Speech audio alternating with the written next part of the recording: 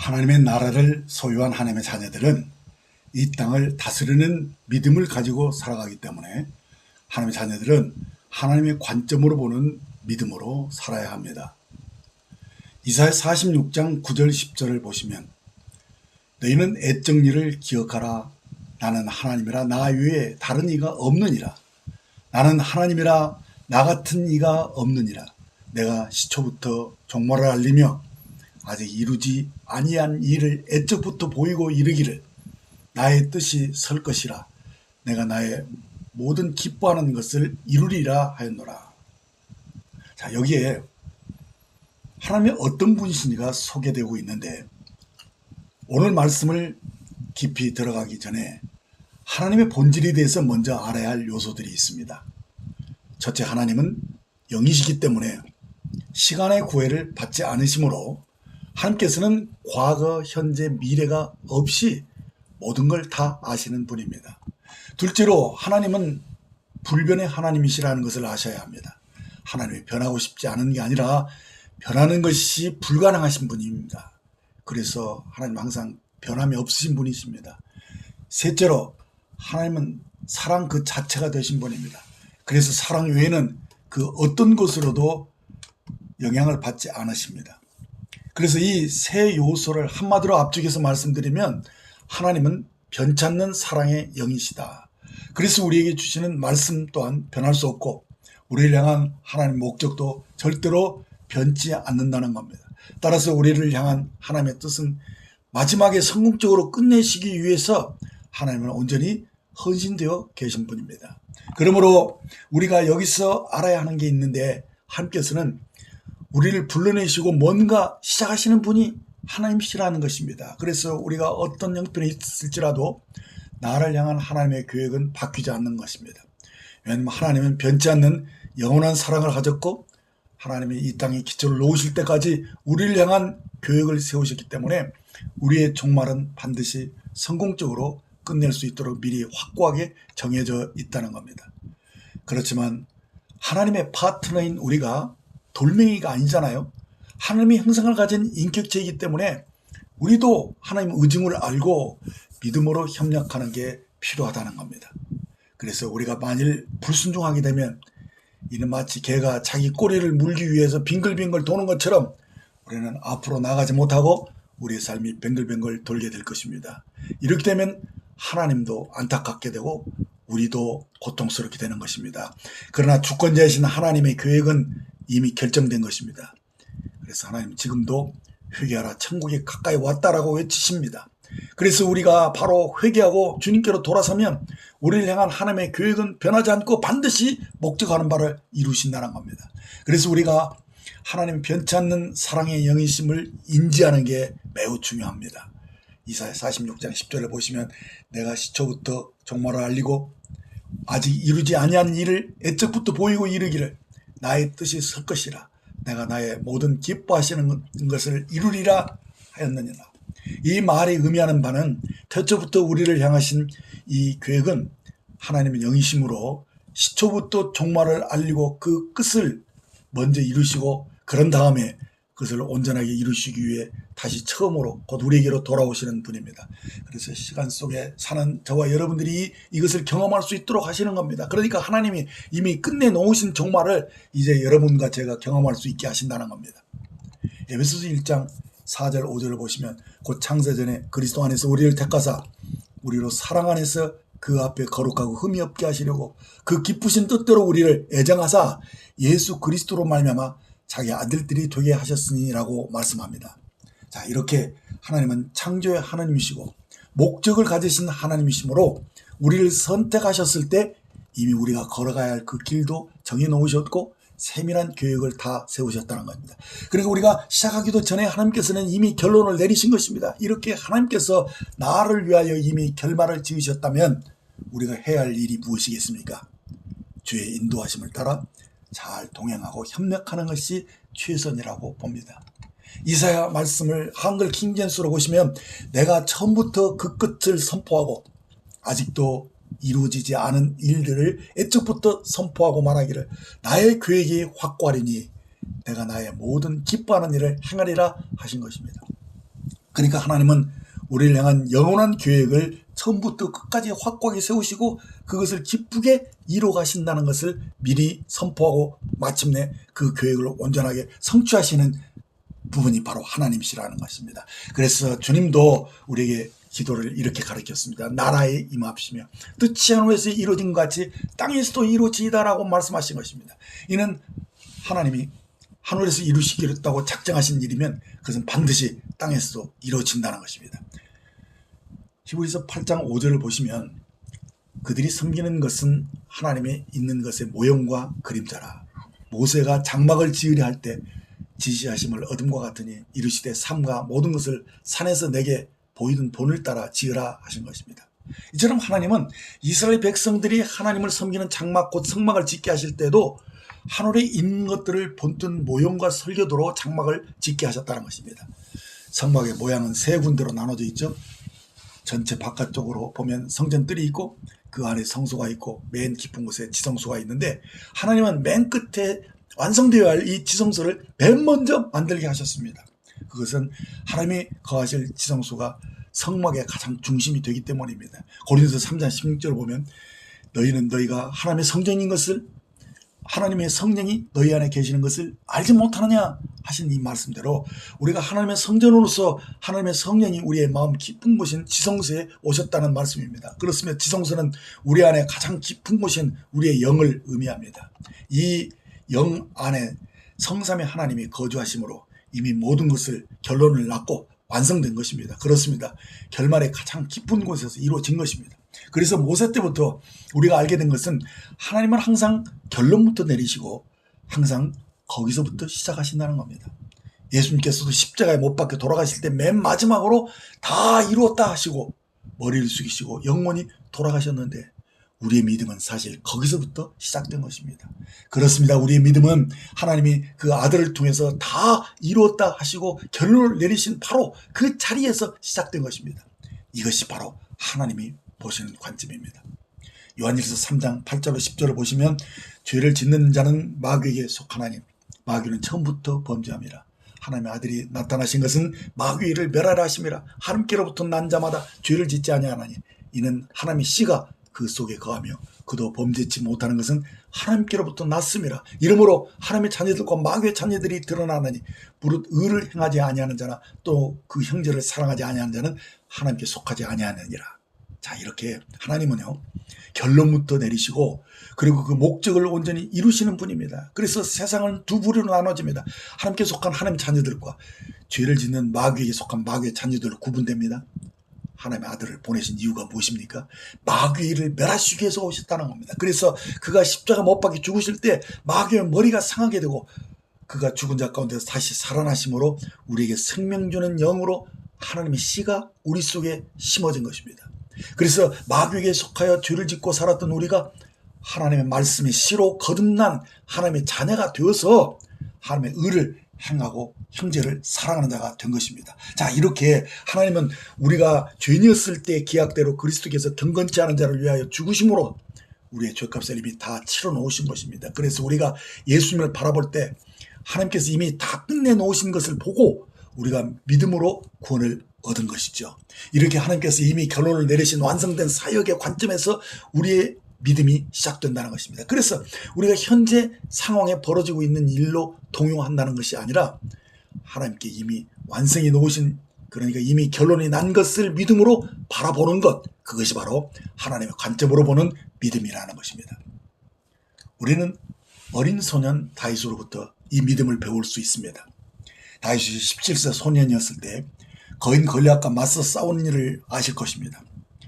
골리앗은 대단한 장수였습니다. 그의 키는 무려 3m나 되었고 갑옷과 투구, 창, 방패와 칼로 완전 무장한 장수였습니다. 그러나 그 앞에 나타난 17세 소년은 갑옷도 입지 않은 순진한 시골 목동의 모습으로 단지 물매와 주머니에 조약돌 5개를 가지고 그 거대한 거인 골리앗 앞에 섰던 것입니다. 사무엘상 17장 45절을 다윗은 이렇게 말했습니다. 너는 칼과 단창으로 내게 나오거니와 나는 만군의 여호와의 이름으로 곧 내가 모욕하는 이스라엘 군대의 하나님의 이름으로 내게 나아가노라 하면서 46절 47절에서 우리에게 진정한 믿음이 무엇인지를 보여주는 그의 용맹을 보게 됩니다. 오늘 여호와께서 너를 내 손에 넘기리니 내가 너를 쳐서 내 목을 베고 블레셋 군대의 시체를 오늘 공중의 새와 땅의 짐승들에게 주어 온 땅으로 이스라엘의 하나님이 계신 줄을 알게 하겠고 또 여호와의 구원하심이 칼과 창에 있지 아니함을 이 무리에게 알게 하리니 전쟁은 여호와께 속한 것인즉 그가 너희를 우리 손에 넘기시리라 한 그 발언을 보게 됩니다. 다윗이 45절 이하에서 담대히 외칠 수 있었던 것은 다윗은 이미 끝난 것을 보았기 때문입니다. 그래서 선포할 수 있었던 것이죠. 그래서 다윗이 담대하게 내가 너에게 이렇게 할 것이다 라고 선포하고 예언할 수 있었던 것입니다. 그러므로 우리가 이 그림을 잘 이해해야 됩니다. 지금 17세의 작은 목동인 소년 다윗이 엄청 키가 크고 칼과 단창으로 무장된 이 거인 앞에 선 것이죠. 그리고 골리앗에게 큰 소리로 선포한 것입니다. 그러니까 다윗이 골리앗에게 무엇을 할지를 예언하기 시작했다는 것입니다. 내가 너희 목을 벨 것이다. 그 당시 다윗의 손에는 검이 없었습니다. 내가 너희 블레셋 군대를 하늘의 새와 땅의 들짐승에게 먹이가 되게 하겠다. 그래서 온 땅으로 이스라엘 하나님이 계신 줄을 알게 하리라. 오늘 여호와께서 너를 내 손에 넘기시리라. 여호와의 구원하심이 칼과 창에 있지 아니하므로 블레셋 군대의 무리에게 알게 하겠다. 전쟁은 여호와께 속한 것이다 라고 선포하고 예언했던 겁니다. 그리고 48절에 보면 골리앗이 달려왔을 때 다윗도 골리앗을 향하여 달려갔다 합니다. 다윗이 얼마나 자신감과 용기가 있었는지 상상해 보실 수 있습니다. 다윗은 주님께서 이미 끝낸 일을 가지고 그 관점으로 현실을 보았고 이미 승리한 결과를 가진 그 믿음으로 행동했다는 것입니다. 이것이 바로 하나님의 관점으로 바라본 위대한 믿음입니다. 다윗은 평소에 공과 사자를 향하여 익숙한 연습과 훈련으로 단련된 물매로 돌을 얹어서 돌려서 골리앗의 이마를 정확하게 강타한 것입니다. 물매에서 돌이 벗어나 관역을 향할 때 성령의 능력으로 돌의 빛의 속도로 골리앗의 이마를 정확하게 박혀 쓰러뜨렸고 골리앗의 머리를 발로 밟고 골리앗의 칼로 베어 목을 잘라버리고 그 머리를 피가 흐르는 가운데 높이 들어올려 승리를 외쳤던 것입니다. 이 일로 이스라엘 군대가 사기를 얻어서 블레셋 군대를 쳐서 다윗이 선포한 대로 예언한 그 말대로 새와 들짐승이 먹이가 되게 하였고 온 땅에 이스라엘 하나님이 계신 줄을 알게 했고 전쟁이 여호와께 속했음을 증거한 놀라운 승리를 보여준 전쟁이었습니다. 자, 그래서 우리는 항상 하나님이 결론지어 완성해 놓으신 그 관점으로 주님과 우리의 상황을 바라보아야 합니다. 그래서 우리는 문제들을 바라볼 때 이 문제가 어떻게 될까라고 염려하는 말을 하지 말아야 합니다. 이미 주님께서 이 문제를 끝내 주셨다는 걸 바라보고 믿음으로 예언을 하라는 것입니다.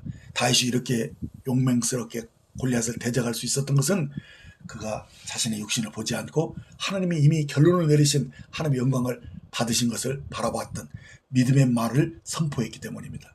왜 다윗이 두렵지 않았겠습니까?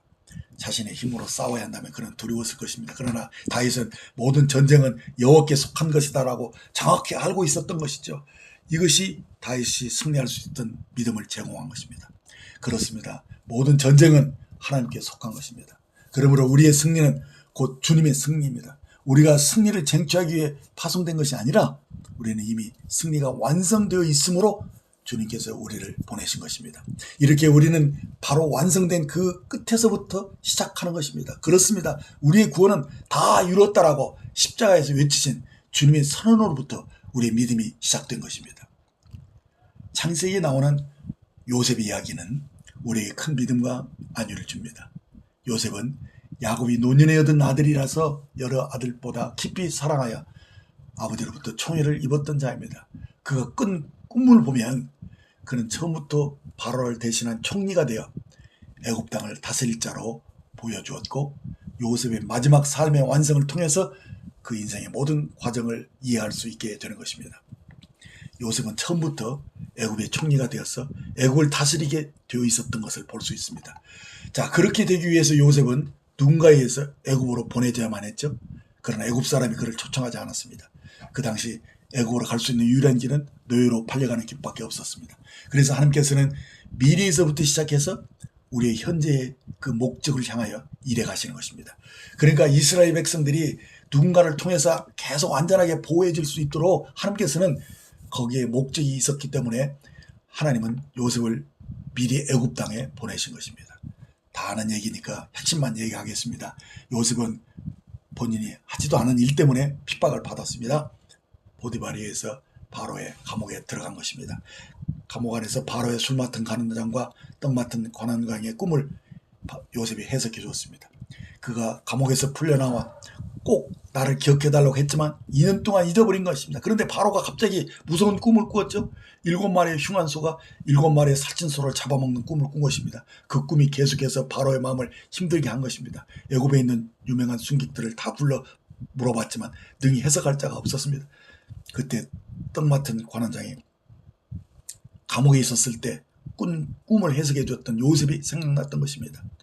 그래서 요셉이 바로 앞에 서게 되었고 바로 앞에서 요셉이 꿈을 해몽해 줬습니다.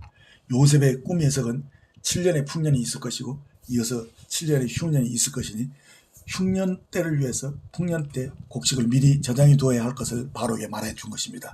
바로가 이 말을 듣고 감동을 받아서 요셉을 총리로 세우신 겁니다. 요셉이 있는 곳에는 항상 하나님께서 번영케 하심과 하나님이 형통하심을 보여줬습니다. 요셉이 가는 곳마다 축복이 따랐다는 것입니다. 그것은 아브라함과 그의 후손이 복의 근원이었기 때문입니다. 그렇습니다. 성공 곧 형통함은 목적이 시작에 불과합니다. 하나님의 목적은 내가 창조된 이유입니다. 곧 내가 아브라함의 후손이 되었다는 것입니다. 그러므로 목적이 내 안에 있는 한 우리는 반드시 성공 형통할 것입니다. 그것은 이미 우리 안에 성공이 내장되어 있기 때문입니다.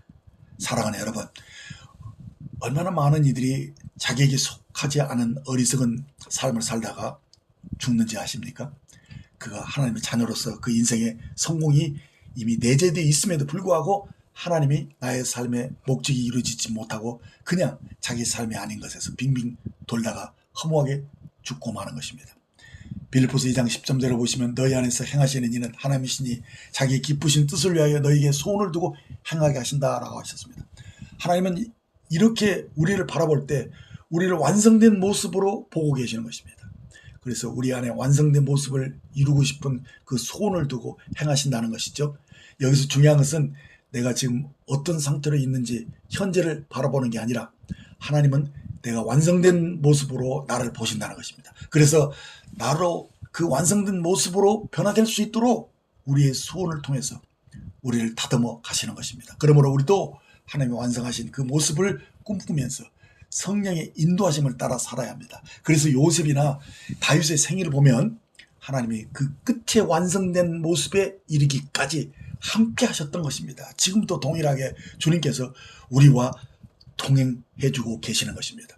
그래서 바울은 빌립보서 1장 6절에서 너희 안에서 착한 일을 시작하신 이가 그리스도 예수의 날까지 이루실 줄을 우리는 확신하노라 라고 말씀한 것입니다. 바로 예수 그리스도께서 다시 오시는 재림의 그 순간까지 그의 선하심이 우리를 따를 것입니다. 그러므로 하나님께서 태초에 우리를 그리스도 안에서 선택하셨을 때 이미 우리를 그리스도 안에서 완성된 모습으로 결론을 정해놓고 시작하셨던 것입니다. 그래서 우리 눈앞에 놓여있는 것들은 이미 주님 안에서 다 지나간 것들입니다. 그러므로 나의 현재가 나의 미래가 되리라고 생각할 때 우리는 실패하게 되는 거죠. 여러분이 지금 경험하는 것들은 여러분들이 미래가 아닙니다. 여러분의 미래는 하나님께서 이미 결론을 지어놓고 이미 완성된 상태라는 것을 유념하셔야 합니다. 그래서 에레미야 선지자는 29장 11절에서 너희를 향한 나의 생각을 내가 하나님 평안이요 재앙이 아니니 너희에게 미래와 희망을 주는 것이다 라고 말씀한 것입니다. 미래와 희망을 준다는 것은 성공된 아주 좋은 미래를 재현시킨다는 말씀입니다. 그래서 우리의 미래는 나에게 아주 멀리 놓여 있는 무엇이 아니라 우리 영 안에 있다는 것입니다. 우리가 이 육신을 입기 전에 우리는 영이었습니다. 하나님께서 우리 영 안에 하나님의 형상, 곧 하나님의 계획, 하나님의 모든 선한 것을 우리 영 안에 두셨던 것입니다.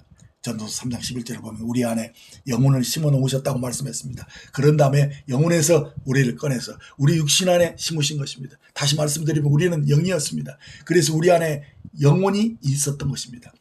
이렇게 하나님의 목적이 우리 안에 있고 미래를 향한 우리의 비전이 우리 안에 있다는 것입니다. 그런 다음에 시간의 제한을 받는 육신의 심어 놓으신 것입니다. 그러므로 육신을 입을 때 성공이라는 형통함이라는 것은 하나님께서 태초부터 정해놓으신 목적을 이루는 것이 바로 우리를 향한 성공이라는 것입니다. 그래서 우리의 미래는 저 멀리 있는 것이 아니라 우리 안에 있는 것입니다. 그리고 하나님께서 우리 안에 이미 심겨놓은 그 계획을 완성시킬 때까지 우리 안에서 전력을 다하시는 분이 바로 우리 하나님이십니다. 그러므로 우리의 삶에 일어난 그 모든 일은 결국 다 지나갈 것입니다. 결국 우리의 삶에 남게 되는 것은 단 하나, 그리스도 예수만 남게 될 것입니다. 그렇습니다. 결국 그리스도 예수와 관련된 중요한 것들만 우리의 삶에 남게 된다는 것입니다. 왜냐하면 하나님께서는 애당초 계획해놨던 그 미래를 완성하실 때까지 전력을 다하실 것이기 때문입니다. 따라서 우리들이 지난날 과거의 모든 실패와 넘어짐은 우리의 미래의 성공에 아무런 영향을 끼칠 수 없다는 것입니다. 왜냐하면 이 모든 일이 시작하기도 전부터 하나님은 우리의 영광스러운 미래를 결정해 놓고 완성해 놓고 시작하셨기 때문입니다. 사랑하는 여러분, 잘 들으십시오. 과거는 이미 지나갔습니다. 다시 하나님의 관점에서 바라본다면 우리의 미래에 있을 그 모든 실수와 넘어짐 또한 하나님 안에서 다 지나간 것입니다. 그리스도 예수께서 우리의 모든 죄와 허물을 해결해 놓으셨습니다. 그런데 아직도 그 과거를 계속해서 지고 간다면 우리는 그 과거 안에서 살게 되는 것이죠. 시편 57편 2절을 보면 내가 지존하신 하나님께 부르짖으며 곧 나를 위하여 모든 것을 이루시는 하나님께로다. 자, 이 시는 내가 가장 높으신 분께 내가 바라는 소원을 부르짖었다라고 말하죠.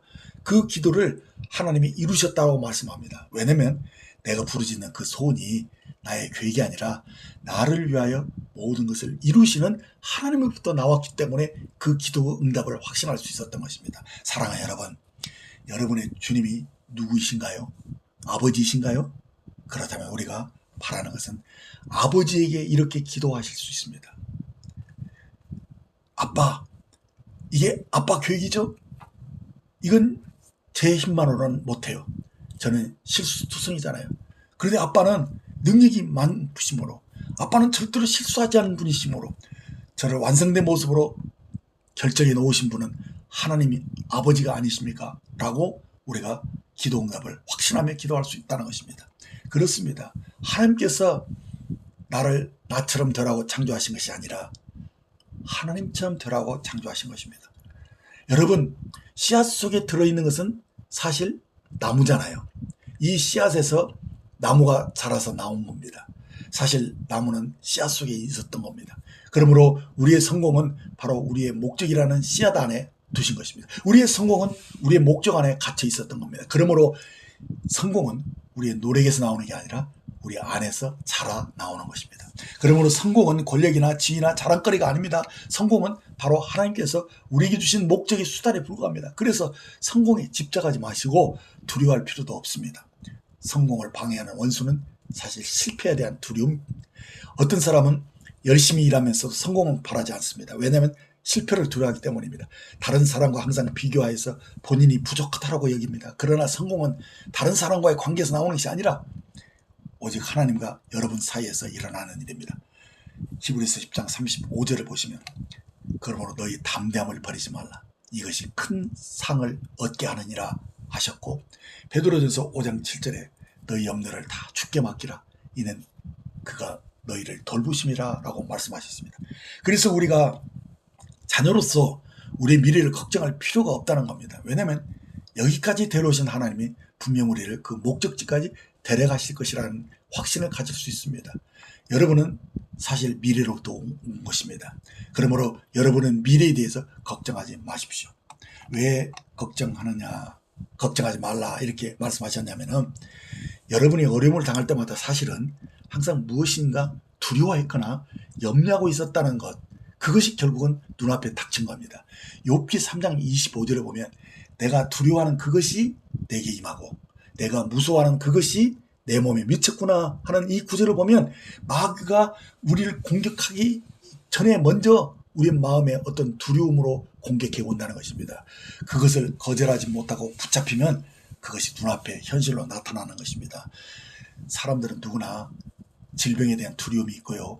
가난하게 살고 싶지 않아서 염려하고 누구와 갈등함으로 분리되지는 않을까 하는 그런 두려움과 염려에 시달리고 사는 것입니다. 그러나 그러한 생각들이 우리의 원수인 마귀에서 나온 공격이라는 것을 우리가 안다면 이것을 단호하게 거절할 수 있을 겁니다. 디모데후서 1장 7절에 하나님이 우리에게 주신 것은 두려워하는 마음이 아니요 오직 능력과 사랑과 절제하는 마음이라고 말씀하신 것입니다. 그러므로 내 마음에 일어나는 두려움이나 염려를 이제 단호하게 거절하시고 우리의 마음을 강하고 담대하게 지키십시오. 오직 능력과 사랑과 절제하는 마음으로 충만케 되기를 원합니다. 자, 다윗이 골리앗에게 강하게 선포했던 것을 기억하시죠? 여러분도 이제는 문제를 보고 여러분의 입술로 크게 명령하고 선포하십시오. 문제를 향하여 곧 문제에게 선포하라는 것입니다. 다윗이 골리앗을 향하여 너는 어떻게 될 것이다 라고 그의 미래를 예언했듯이 문제를 향하여 미래를 예언하라는 것입니다. 문제야 너는 결국은 이렇게 될 것이야 라고 선포하십시오. 이미 하나님께서 계획하신 것이다 라고 담대하게 선포하시기 바랍니다.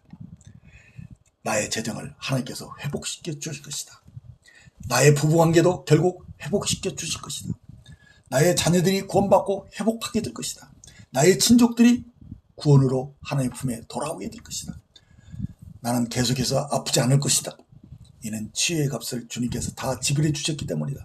결국 나는 하나님을 더욱 사랑하게 될 것이다. 나는 나에게 정해진 시간 안에는 절대로 죽지 않을 것이다. 하나님께서 부르신 목적을 이루시기 전에는 결단코 죽지 않을 것이다. 우리는 하나님의 자녀라. 우리의 미래는 이미 결정됐다. 우리는 이미 이겼다 라고 담대하게 선포하시기 바랍니다. 하나님이 뭔가를 이렇게 했으면 좋겠다 하는 강한 소원을 가지신 분들이 많이 있을 것입니다. 내 안에 강한 갈망, 의롭게 되고 영광스럽고 거룩한 갈망을 가진 분들이 우리에게 있습니다. 그럼 이 갈망을 누가 준 것입니까? 빌립보서 2장 10절을 보시면 너희의 행하시는 이는 하나님이시니 자기 기쁘신 뜻을 위하여 너에게 소원을 두고 행하게 하시나니 하신 이 말씀을 보면 여러분 안에 일어난 소원, 그 갈망은 하나님이 주신 것입니다. 그러므로 여러분이 원하는 걸 하나님이 주실 것이다 라고 이렇게 담대하게 말할 수 있어야 되고, 하나님께서 우리 안에 소원을 두고 행하신 일이니 이 일을 하나님이 하실 것이다 라고 말해야 됩니다. 여러분, 어떤 갈망이 있기 전에 여러분 안에 소원을 넣어주신 분이 바로 하나님이시다라는 겁니다.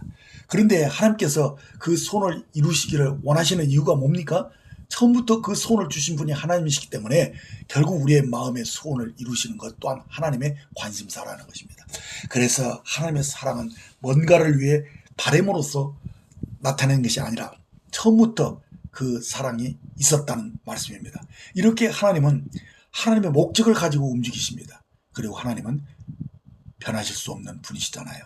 하나님의 사랑은 하나님 그 자체이십니다. 뭔가 사랑 외에 다른 어떤 것 때문에 변하는 그런 속성이 아니라는 겁니다. 그래서 우리에게 무슨 일이 있든지 간에 내가 얼마나 연약하고 부족하든지 간에 하나님의 사랑은 부어지고 또 부어진다는 것입니다. 그래서 우리가 순종함으로 하나님의 목적에 나를 정렬시키신다면 하나님의 애정된 그 모든 것들을 놀랍게 이루실 것이라는 사실입니다. 우리 안에 있는 죄가 하나님의 사랑이나 우리의 마음을 건드리지 못합니다. 그러나 우리가 구원받은 이후에도 계속해서 죄를 짓다면 우리는 강아지가 자기 꼬리를 물려고 계속 뱅뱅 도는 것처럼 허망한 인생을 낭비하게 될 것입니다. 그러나 우리의 사고를 변화시키고 하나님께 다시 복종하게 되면 뱅뱅 도는 삶도 다시 하나님의 계획대로 돌아올 것입니다. 이렇게 나에 대해서 나의 믿음을 내가 변화시키면 그러면 우리의 행동이 변하고 자신을 향하는 정죄하는 마음도 버리게 되고, 그래서 나를 향한 나의 의견이 바뀌게 되면 그럼 나의 모든 삶이 통째로 변하게 될 것입니다. 나 자신을 하나님의 진정한 가치 있는 사람으로 바꾸게 되면서 우리의 가치는 예수님처럼 될 것입니다. 아멘. 우리가 뭔가의 가치를 알려면 그 물건의 가격표를 보면 가치를 알잖아요. 우리에게 붙여진 가격표 알고 계십니까? 예수님 자리입니다. 그래서 나 자신의 가치를 스스로 예수님 자리로 매기시기 시작할 때 내가 생각하는 방법, 곧 나의 라이프 스타일이 통째로 바뀌게 됩니다. 내가 만일 계속 제자리에 뱅뱅 돌고 있다면 나의 과거를 계속해서 살아간다는 얘기입니다. 변화된 삶이 없이 계속해서 같은 사고방식에 머물러 있다는 것이죠. 그래서 우리의 미래에 과거의 생각이 우리로부터 끊어지기 전까지 우리는 과거로부터 자유롭지 못하다는 것입니다. 그러므로 나의 과거가 나의 미래에 영향을 미치지 못할 때까지, 사실 나의 과거가 영향을 미치고 있다는 얘기입니다. 그렇게 되면 나의 과거로부터 자유롭지 못할 것입니다. 그러나 과거는 능력도 없고 힐링도 없는 것입니다. 왜냐하면 이미 다 지나갔기 때문입니다. 이미 그걸 다 써버렸기 때문입니다. 우리가 어찌 20대로 돌아갈 수 있겠습니까? 이미 다 살아버렸잖아요. 과거는 이미 사라진 것입니다. 다 써버렸어요. 이미 그 시간을 텅 비어 있다는 것입니다. 그래서 이사야 43장 18절 19절 말씀대로 너희는 이전 일 과거의 일을 기억지 말며 옛날 일을 생각지 말라. 보라, 내가 새 일을 행하리니 이제 나타날 것이요 너희가 그것을 알지 못하겠느냐.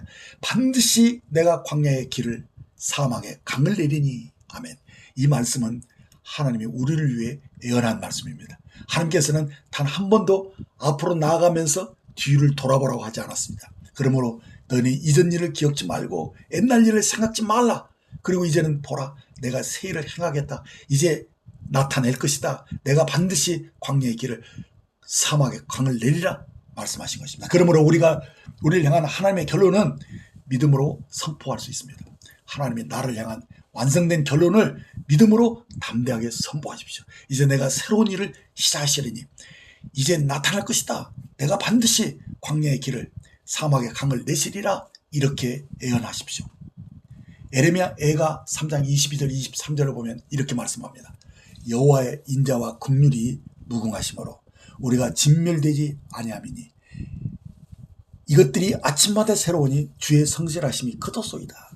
아멘. 여호와의 인자와 긍휼이 아침마다 새롭다 하시니 우리가 비록 실수가 있다 해도 언제나 새로 시작할 수 있다는 거 얼마나 감사한 일입니까? 그러므로 우리가 어떠한 일을 당하든지 간에 다음날 아침이 되면 하나님의 은혜가 날마다 새롭게 아무런 걱정이 없습니다. 다음 날에도 또 하나님의 은혜가 새롭게 부어질 것입니다. 하나님께서 우리를 시간 속에 두셨습니다. 그래서 우리의 실패가 영원하지 않다는 것입니다. 다 지나갑니다. 우리가 영혼 가운데 거하게 된다면 우리가 하는 말, 우리가 하는 모든 행동은 영원히 계속될 것입니다. 그래서 하나님이 우리를 영혼 속에서 꺼내서 시간 속에 두신 것입니다. 왜냐하면 시간 안에는 회복이 있기 때문입니다. 시간이 있기에 다시 시작할 수 있는 자유가 있는 것입니다. 그래서 나에게 상처 절대로 영원하지 않다는 거 아셔야 됩니다. 나의 실패도 영원하지 않습니다. 우리가 과거에 어떤 일을 했든지 간에 그것은 영원하지 않습니다. 우리는 언제든지 다시 새롭게 시작할 수 있습니다. 그러므로 우리의 이전 일을 기억하지 마십시오. 이제 아픈 옛날 일을 생각하지 마세요. 이제 하나님께서 새 일을 행하신다. 광야에 길을 내시고 사막에 강을 내실 것이다. 라고 미래에 대한 예언을 담대하십시오. 하나님께서 모세에게 바로 앞에 나가라 이렇게 지시하셨을 때 모세는 나는 입이 둔한 자라고 말하며 변명하면서 나가려 하지 않았을 때 하나님이 뭐라고 말씀하셨습니까? 너는 바로에게 신처럼 될 것이다. 라고 말씀하셨습니다. 그래서 모세가 바로 앞에 당당히 나갈 수 있었던 것이죠.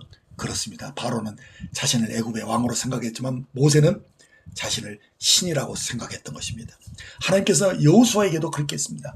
내가 모세에게 말한 것 같이 너희 발바닥으로 밟는 곳은 모두 내가 너희에게 주었노라라고 말씀하셨습니다.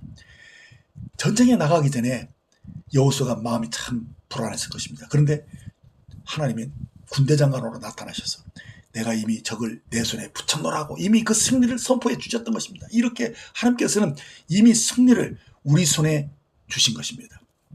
여러분, 이렇게 하나님께서 새 일을 시작하실 것입니다. 바로 이 교회에서 새로운 일들을 시작하실 것입니다. 여러분 모두가 주님을 따라가기만 한다면 하나님께서 여러분 가족 가운데 새로운 일을 행하실 것입니다. 하나님께서 여러분 사업에 새로운 일을 시작하실 것입니다. 하나님께서 여러분 결혼 생활에 승리가 있게 하실 것입니다.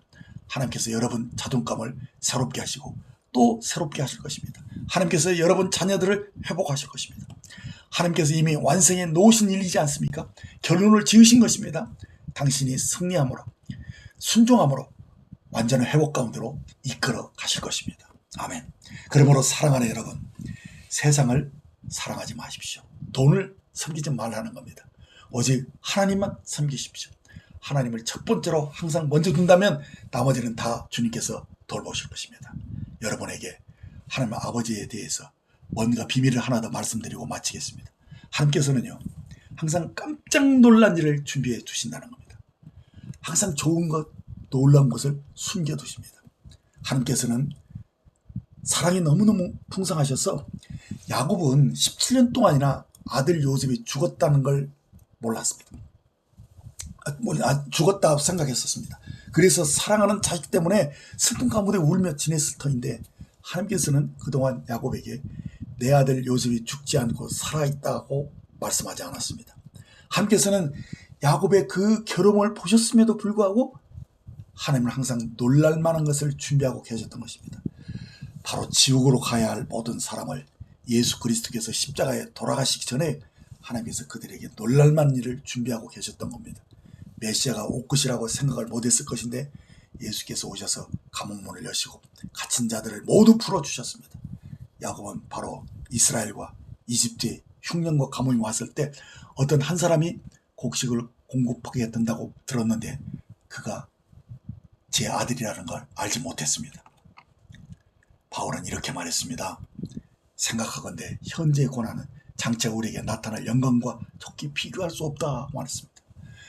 눈으로 보지 못했고 귀로도 듣지 못했고 마음에 믿지 못한 하나님께서 사랑하는 자들을 위하여 준비한 것을 우리가 보지 못했다라고 기록했던 것입니다. 이처럼 하나님께서는 여러분들을 위해 깜짝 놀란 일을 준비하고 계십니다. 그날이 오면 우리가 하나님께 구하는 것보다 상상했던 것보다 훨씬 더 놀랍고 넘치는 은혜로 변화되어 있는 모습을 우리가 보고 놀랄 것입니다. 감사합니다.